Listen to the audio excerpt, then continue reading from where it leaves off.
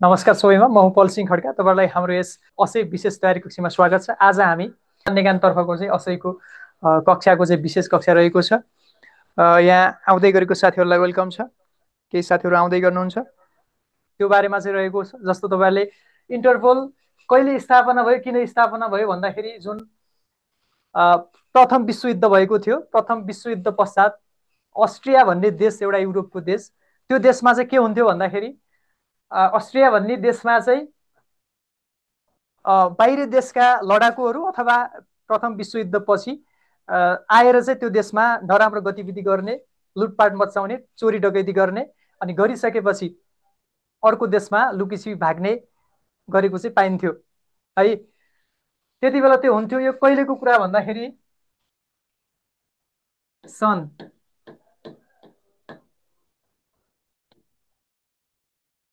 1923को कुरा। यति बेला के हुन्थ्यो भन्दाखेरि अस्ट्रिया भन्ने देशमा चाहिँ के हुन्थ्यो भन्दा बाहिरी देशका जुन लडाकुहरू आएर त्यो देशमा भाँडभैलो गर्ने, लुटपाट गर्ने, त्यो गरिसकेपछि के हुन्थ्यो भन्दाखेरि त्यो देशमा चाहिँ त्यो देशका एउटा थिए, त्यसका संस्थापक पनि भनिन्छ, जोन भन्ने थिए एउटा है। त्यहाँको प्रहरी प्रमुख, भियनाका प्रहरी प्रमुख थिए। उनीलाई चाहिँ निकै सताएका थिए, किनकि प्रहरी प्रमुख उनी भएकोले गर्दाखेरि उनीलाई चाहिँ नियन्त्रण गर्न गाह्रो भएको थियो है। गाह्रो भएकोले गर्दाखेरि उनीले चाहिँ अब सन् 1923तिरको घटना हो, विश्वयुद्धपछि चाहिँ त्यो देशमा धेरै लुटेराहरू आउन थाले। आइसकेपछि उनले चाहिँ एउटा आइसिपिसी भन्ने एउटा कन्सेप्ट, कोही साथीहरू नयाँ आउनु भएको छ, ल उहाँलाई जोइन गरिदिनु होला। ल ल साथीहरू कन्टिन्यूमा जाउँ।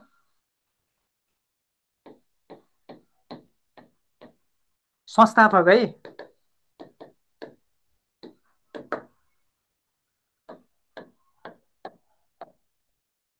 उहाँ चाहिँ डाक्टर पनि हो, डिआर डिआर जोन सोभेरले चाहिँ के गरे भन्दाखेरि उनी चाहिँ त्यो अस्ट्रियाको भियना जुन सहरको चाहिँ के प्रमुख थिए, प्रहरी प्रमुख थिए। प्रहरी प्रमुख भइसकेपछि उनले चाहिँ त्यहाँको गतिविधि नियन्त्रण गर्न उनलाई निकै गाह्रो भयो। गाह्रो भइसकेपछि उनले एउटा के प्रस्ताव गरे भन्दाखेरि आइसिपिसी है, त्यति बेला चाहिँ आइसिपिसी भन्ने थियो। सेप्टेम्बर 7मा चाहिँ देखिरहेछ 1923मा चाहिँ आइसिपिसी आइसिपिसी 7 सेप्टेम्बर 1923 एडीमा चाहिँ सनमा चाहिँ स्थापना भयो। यो स्थापना गर्ने व्यक्ति को थिए? अस्ट्रिया भियनाका है, भियना भन्ने सहरका प्रहरी प्रमुख थिए। उनले चाहिँ किन स्थापना गर्न खोजेका थिए भन्दाखेरि मैले तपाईँलाई फेरि पनि भने, त्यो बेला चाहिँ कस्तो थियो भन्दाखेरि जस्तो अर्को देशको मान्छे आएर चाहिँ त्यहाँ लुटपाट मचाइरहेका थिए, त्यो हिसाबले गर्दाखेरि त्यसको स्थापना भएको थियो है। त्यसको स्थापना भइसकेपछि उनले चाहिँ एउटा प्रस्ताव गरे। प्रस्ताव गरिसकेपछि 7 सेप्टेम्बर 1923 एडीमा चाहिँ यसको के भयो, यसको निर्णय पारित भयो। अब त्यसमा चाहिँ त्यो प्रस्ताव तपाईँलाई कस्तो सोध्छ भन्दाखेरि लोकसेवामा ल यहीँबाट एउटा प्रश्न हेर्नुहोस् है। अब संस्थापक राष्ट्रहरू कुन कुन थियो त? अस्ट्रियाले मात्रै गरेका थियो त? थिएन नि त है। त्यो गर्ने कुन थिए भन्दाखेरि मैले फर्मुला लेख्दिएँ, एबिसिडी एफ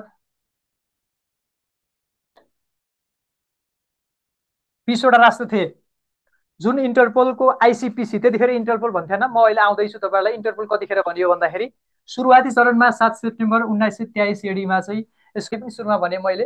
जस्तो मेन कारण चाहिँ इन्टरपोल गठन हुनुको एउटा यो पनि कारण छ कि जस्तो यो पहिलो विश्वयुद्ध हुँदा ताको तस्बिर रहेको सिन तस्बिरहरू तपाईँले हेर्न सक्नुहुनेछ। त्यति बेला चाहिँ जुन युद्ध भएको थियो, प्रथम विश्वयुद्ध पश्चात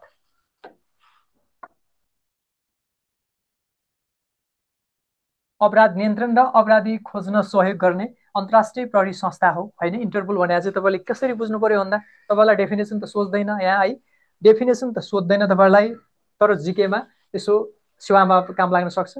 विश्वका देशहरू बिच है, विश्वका देशहरू बिच अपराध नियन्त्रण र अपराधी खोज्न सहयोग गर्ने अन्तर्राष्ट्रिय प्रहरी संस्था चाहिँ इन्टरपोल रहेको छ होइन। अब इन्टरपोलको लोगो यस्तो छ है साथीहरू, लोगो यस्तो छ। यसको स्थापना मैले अगाडि नै भनिसकेँ यसको स्थापना गर्ने व्यक्ति उहाँ नै हो है।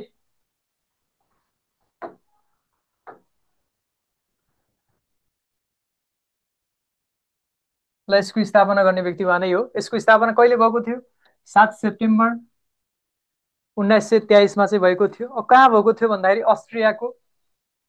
अस्ट्रियाको चाहिँ राजधानी भियना भन्ने सहरमा चाहिँ भएको थियो। अब त्यसको संस्थापक है अथवा स्थापनाकर्ता के थिए भन्दाखेरि डाक्टर जोन सोभेर थिए। उनले चाहिँ तत्कालीन भियनाका प्रहरी प्रमुख थिए उनी है। उनीको व्यक्ति मैले फोटो राखिसकेँ, उहाँ नै हो। उहाँले गर्दाखेरि नै अहिले जुन इन्टरपोल रहेको छ त्यसमा 196वटा देशहरू आबद्ध छन्। त्यो चाहिँ के भएको थियो भन्दाखेरि जुन स्थापना भएको थियो है। अब यहाँ प्रारम्भिक नाम अब काम लाग्छ है तपाईँहरूको यस सूत्रको चाहिँ। ल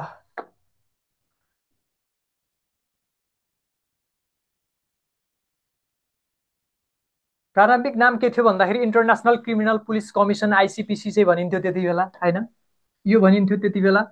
अब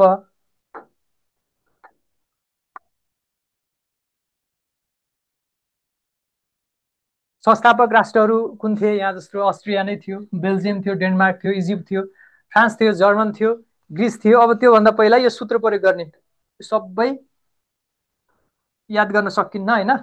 यसरी चाहिँ याद गर्ने तपाईँहरूले, जस्तो एबिसिडी इएफजिजिएच आइएलएमएन पिआरएसएस एसयुभी एसयुवाई भनेर चाहिँ यसरी सम्झने। अब यो सूत्र यसो रट्नु होला। यति भइसकेपछि तपाईँलाई यो केमा काम लाग्छ भन्दाखेरि जस्तो तपाईँलाई तलका मध्ये कुन चाहिँ इन्टरपोलको संस्थापक राज्य होइन भनेर सोधिन्छ है। अब यो चेकोस्लोभाकिया भन्ने चाहिँ र अरू बाँकी सदस्यहरू हुन्छ, उहाँहरू नै हो अहिलेको है, अहिलेको उहाँहरू नै हो।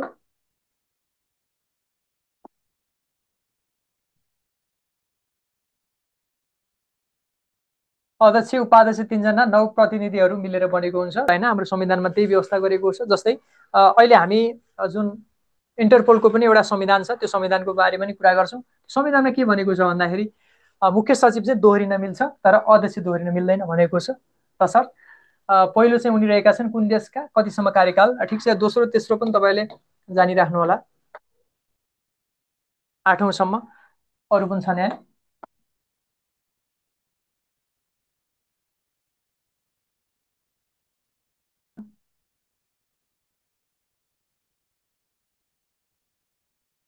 ल के साथीहरू हेर्नु त, इन्टरपोलबाट जारी हुने नोटिसहरू कस्तो नोटिस जारी हुन्छ? योभन्दा पहिला तपाईँले पक्कै पनि 8वटा मात्र नोटिस हुन्छ भनेर सुन्नुभएको थियो होला है। तर हामीले इन्टरपोलको आधिकारिक वेबसाइटबाट यस्तो नोटिस ल्यायौँ है। यो थपिएको छ एउटा अहिले, यो सिल्भर नोटिस यो थपिएको छ है। यो कहिले थप्यो यसको डेट सहित व्याख्या गर्छौँ अहिले हामी।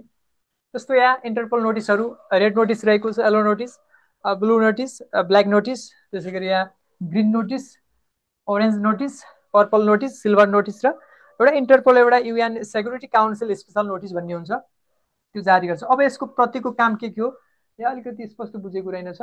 ठिक छ, म यसको व्याख्या गर्छु अहिले एकैछिनमा। ल हेर्नु त, नोटिसहरू यही नै हो है, नोटिसहरू यही नै हो। अब यसका के कुन नोटिसले के काम गर्छ त? यहाँ रहेको छ रेड नोटिस, रातो सूचना।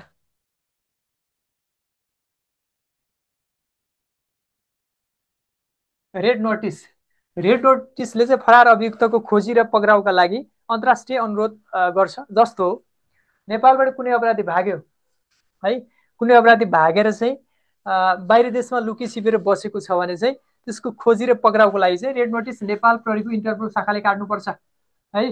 नेपाल प्रहरीले काट्न मिल्दैन। यो नेपाल प्रहरीको इन्टरपोल शाखा भन्ने छ, एनसिबी भन्ने छ है। एनसिबीले चाहिँ के गर्छ, त्यो नोटिस काट्छ। काटिसकेपछि चाहिँ जस्तो रामबहादुर अथवा श्यामबहादुर अथवा कुनै व्यक्ति यहाँ अपराध गरेर बाहिर देशमा लुकिछिपी बसेको छ भने तत्काल भारतीय प्रहरीलाई चाहिँ त्यो नोटिस काटिसकेपछि त्यहाँबाट चाहिँ अभियुक्त फरारको लागि चाहिँ पक्राउ गर्ने रेड नोटिसले चाहिँ त्यो कार्यान्वयनको लागि चाहिँ अनुरोध गर्छ है।